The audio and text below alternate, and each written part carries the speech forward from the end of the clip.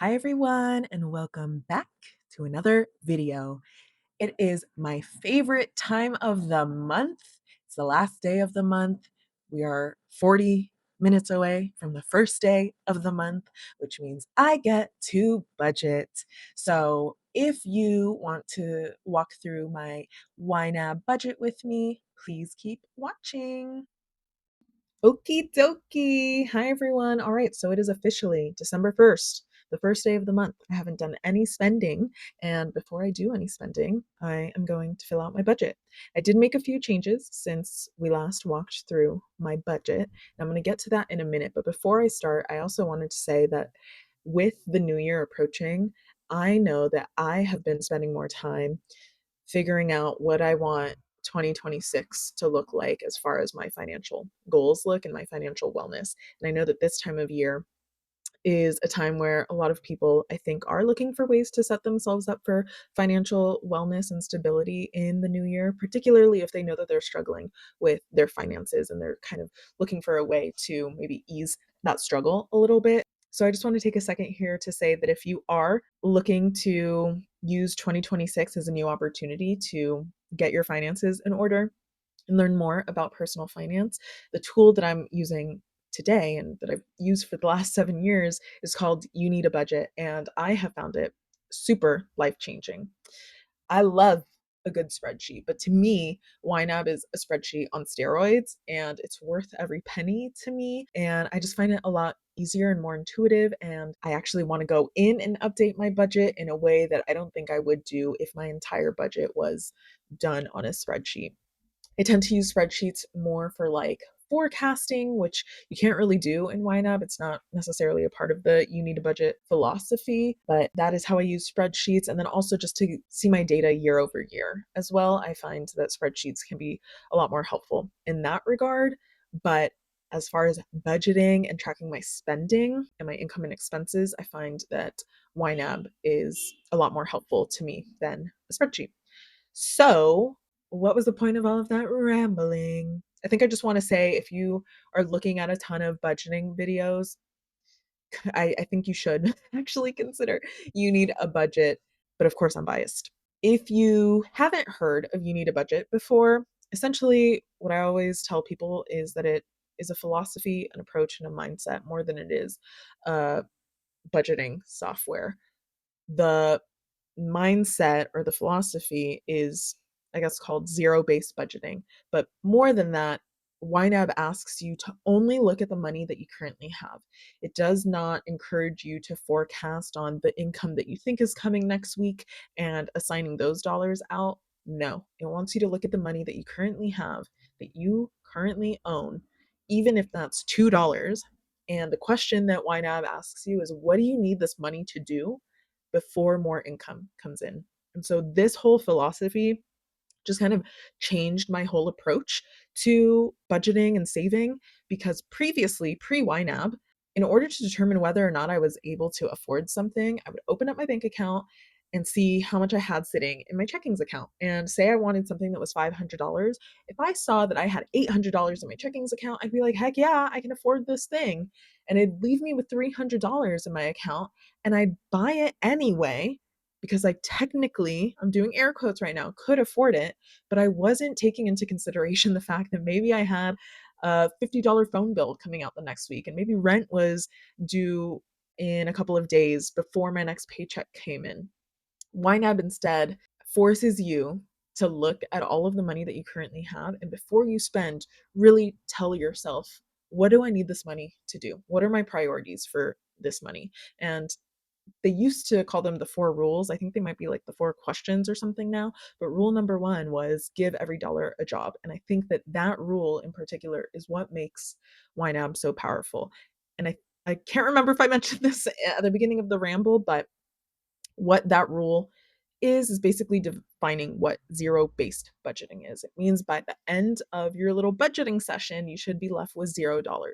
Every dollar that you have should have a job. You should be telling your money what you need it to do for you.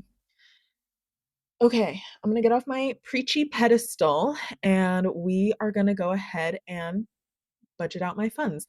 Before I get started, what I want to say here is a few of the changes that I made to my budget as I was preparing for December is I just did some consolidation. And so I used to have a category group called must have variables, and that category group had just a handful of categories. It was license and registration, medical, vision, dental, and auto maintenance and tires.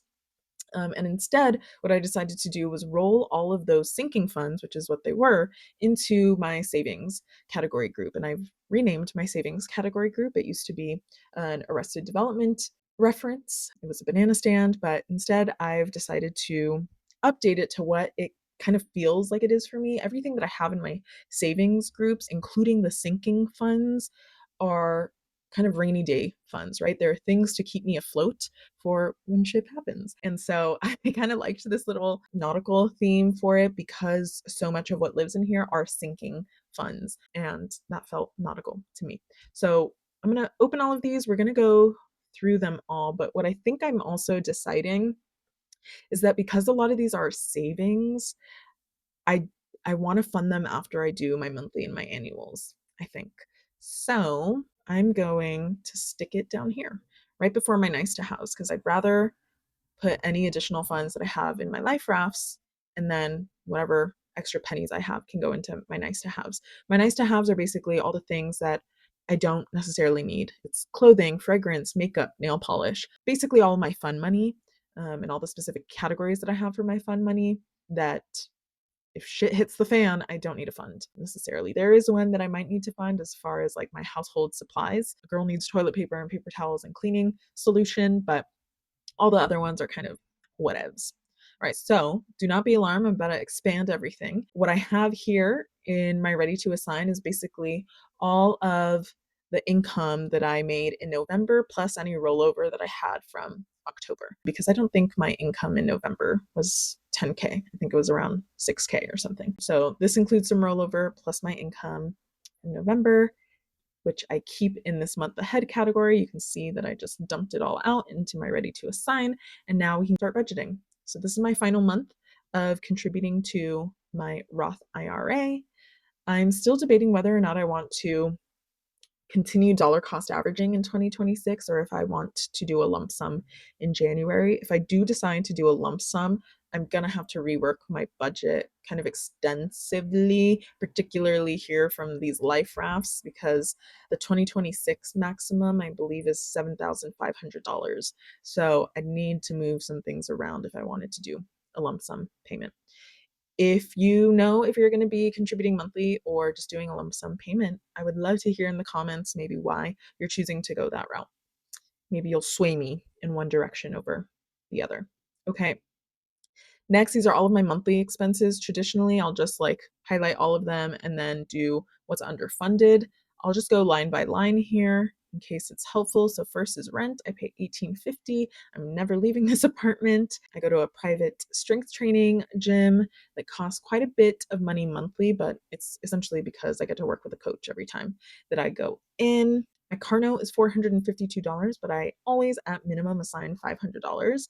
My extra car payment category, I don't actively assign anything at the beginning of the month. Instead, what becomes assigned or available throughout the month is if I have any interest accruals or just any additional income like statement credits, or I think in November I got a class action lawsuit settlement. So since my last car payment at the beginning of November, I've made $229.12 of extra income that I will throw to my car payment. And I want to tackle a little bit more. So what is that, 730? I might add, I know I just said I don't traditionally add to it, but I am trying to pay down my car loan by the end of 2026. So I'm going to let's add an additional 200. Why not? Well, now that's at 930. So I should just do 971. Oh my God, am I mental mathing? Hold on. I mean, 271.88. Is that right? Oh, I added an extra dollar. 270.88. I mental mathed incorrectly. Okay, cool. So I'm going to be doing $1,000 car payment. I think I can swing it. LADWP isn't normally ever greater than like $150, and I just paid it last month, so I'm just gonna throw in 50 and I should be good until February, I think is when the next bill comes out. My internet bills, $41.25, Spotify, $11.99, iCloud, $2.99, my dental insurance. Okay, here I'm gonna assign, I don't know how that got funkily assigned. So as you can see here, I added a little note. So my current health insurance premium is $401.59. It's bumping up to $504.08. I know $100 jump is insane, and I actually think I need to pay both this month, or maybe not. I don't know. Do I? No, because I just paid for December coverage, which means for January coverage, I only need 500, right? Right? I'm gonna add 103, and hopefully I'm doing this correctly, and I only will need to pay this for my January coverage. I think that's right. Okay, SoCal Gas, I'm actually not going to contribute anything to, just because I never spend that much on my gas bill and I have enough in there. If anything, I might actually take 383 and put it into my ready to assign. Why not? Okay, these are all of my annual expenses. I just highlight all of them and do that. I feel like I needed to make an adjustment here. Did I? I added a target here. Okay, I already added a target. Cool. Monthly variables. So these are just the things that I typically tend to spend on each month. A lot of them, most of them, are food related. Coffee I do have as a separate expense because I am an espresso girly, and then I also just like going out and drinking coffee. So what I'm gonna do here is I anticipate putting in a big order. If you're familiar with Nespresso, they only sell pods and sleeves of 10, so most orders are kind of big. What's my average spend here? 65, I guess, because I do it once every couple of months. So dining out, I didn't do a ton of last month, and I think I'm going to be doing some traveling this month. So I might just do, let's see if I can do this mental math. I'm going to do 69, 14. No, not 14, 24. I did it. Okay, fast food. I spent a ton last month. I'm just going to throw in 100. Takeout. I'm going to move this to ready to assign just so I'm starting fresh. And then I'm gonna do, how much do I want for takeout? Maybe just 100 minus 0.53. Okay. Work lunch. I'm not going to be buying any work lunch. I'm going to, again, oh, well, I guess I can't mental math it, y'all. Do that. Groceries. I'm going to do, it's 400 enough. I'm going to do 450 minus 538. Oops. Okay, and then here, I'm just gonna add 24 to bring me up to 25, and hopefully that's enough. Okay, and then now I get to add to my savings. So my cash stash, I don't actually contribute to as part of like my budgeting process, simply because this is just funds that is like physical cash that I metaphorically have under my mattress. And so I just want this number to be accurate to that. My emergency fund, if you've watched previous videos of mine, you might have heard me mention that like my whole budget is kind of my emergency fund, but basically anything that I have in my month ahead category, so whatever I'm going to have left over, I throw back into my month ahead. That plus everything that I have here in these sinking funds serve as my emergency fund. I'm hoping to eventually get a solid chunk of cash to be 6 months of living expenses that I don't need to touch in addition to all of my other sinking funds. But for now, I'm very comfortable kind of dipping into the 20K that I have in my sinking funds to take care of any emergencies. So I'm just going to assign 100. I think that's what I've been doing the last couple of months. This is one of the other changes that I made with consolidating my must-have variables into this sinking funds category group. I used to have a category called services and fees. Previous to that, it was called adulting things. And that just like captured, apartment application fees, going to the post office, if I owe any taxes or paying to get my taxes done, parking tickets, et cetera, et cetera. And then in my must have variables, I had a category for my license and registration. And I just decided to lump them all together and called it adulting admin. I don't know if I'm totally in love with the name, so it might change, but this is what it is for now. Do I need to assign anything to it? No. The reason it's so high, I actually don't know why it's so high. Because my registration is, I'm going to assume, going to be like $400 next year. My license renewal doesn't happen for another couple of years. I'm just not going to contribute anything to it. Auto maintenance is another one that I consolidated. I previously had a separate category for tires, and I just lumped that into auto maintenance.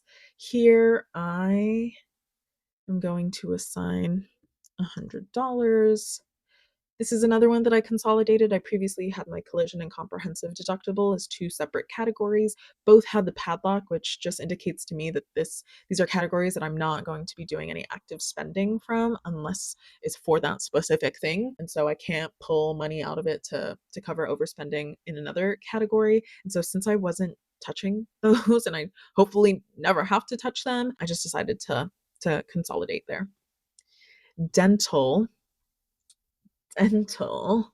I think I'm gonna have to get a root canal in January or February of next year. And I truthfully don't know how much it's gonna be.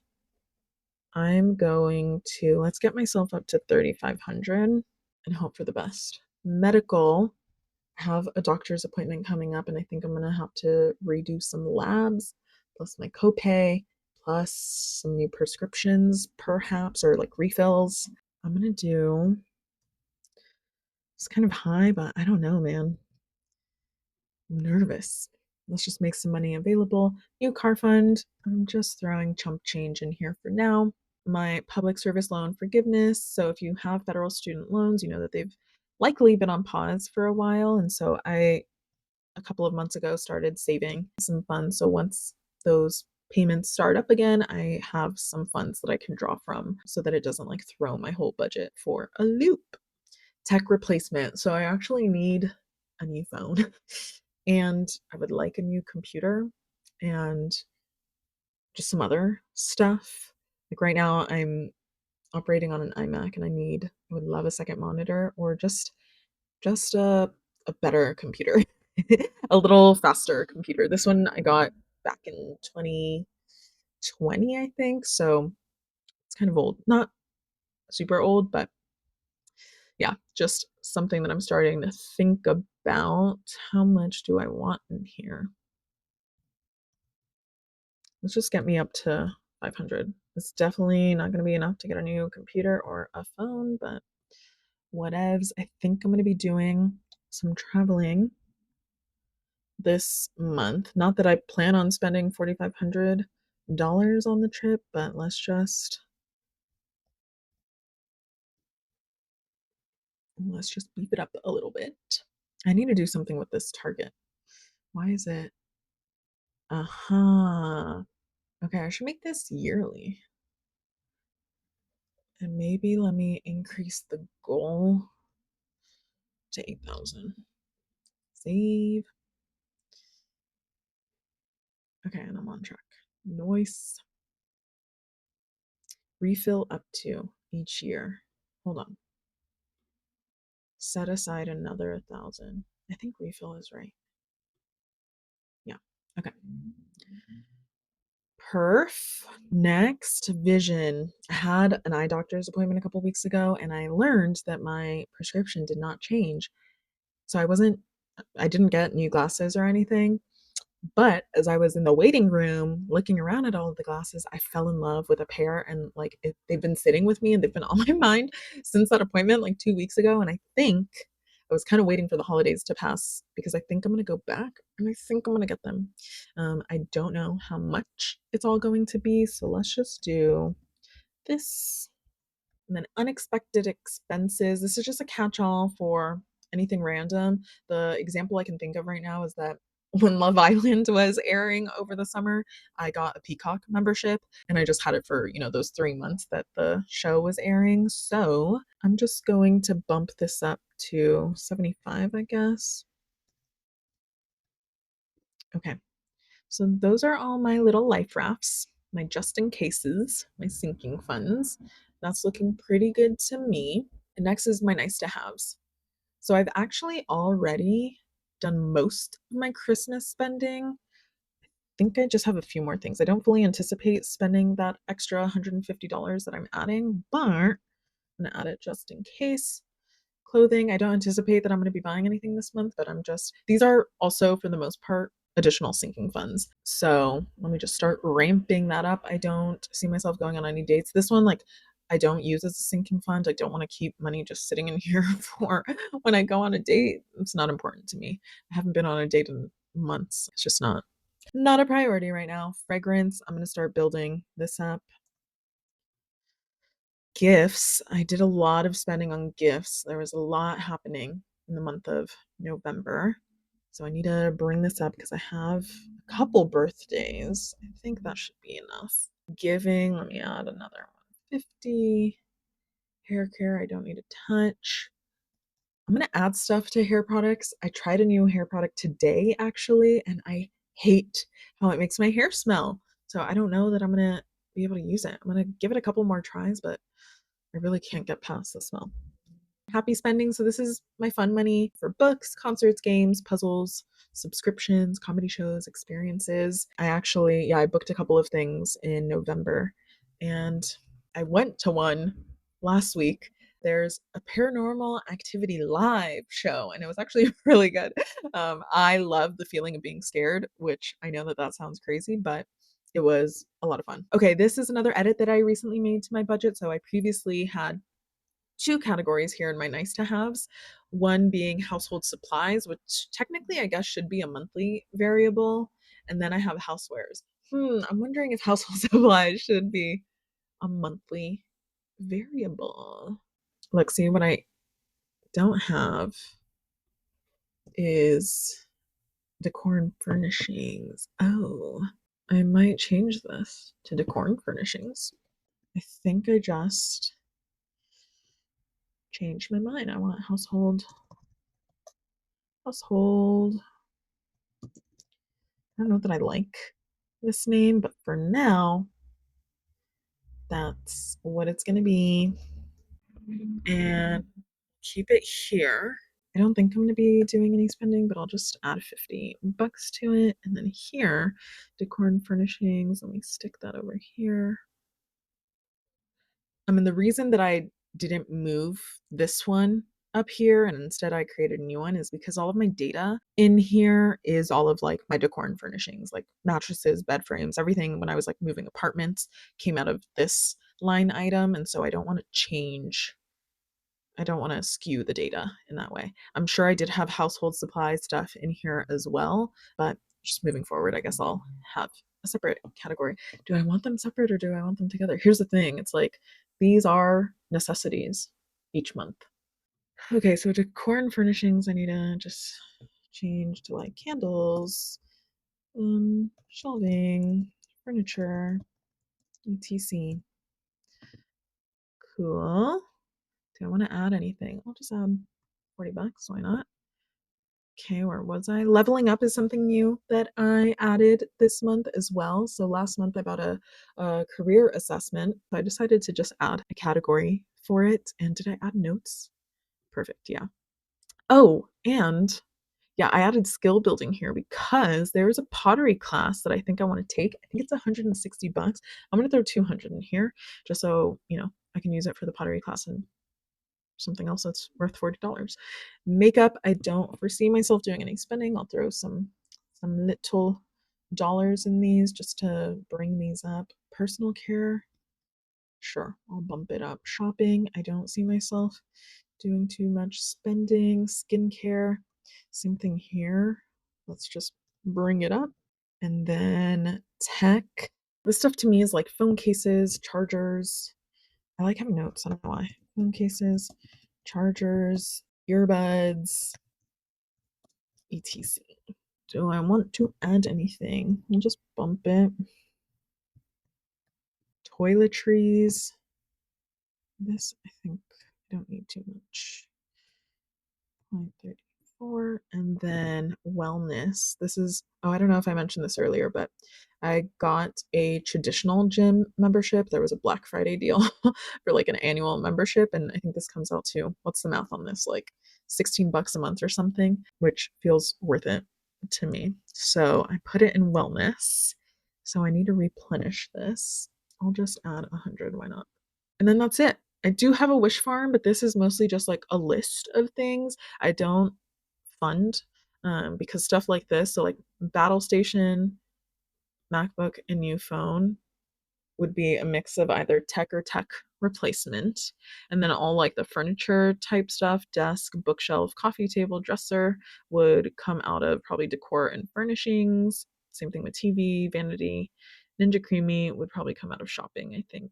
Maybe decor and furnishings, but it feels more like a shopping thing. But these are all like so low priority for me that, yeah, I don't actively fund them.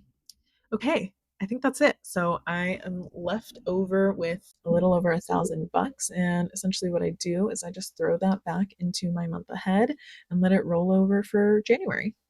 That was my budgeting process for December. I have nothing else to say. I hope that this was enjoyable to watch, especially for those of you that are maybe looking for a budgeting tool or looking to see how budgeting might change your financial wellness. And I'll see you all in the next one. Bye, everyone.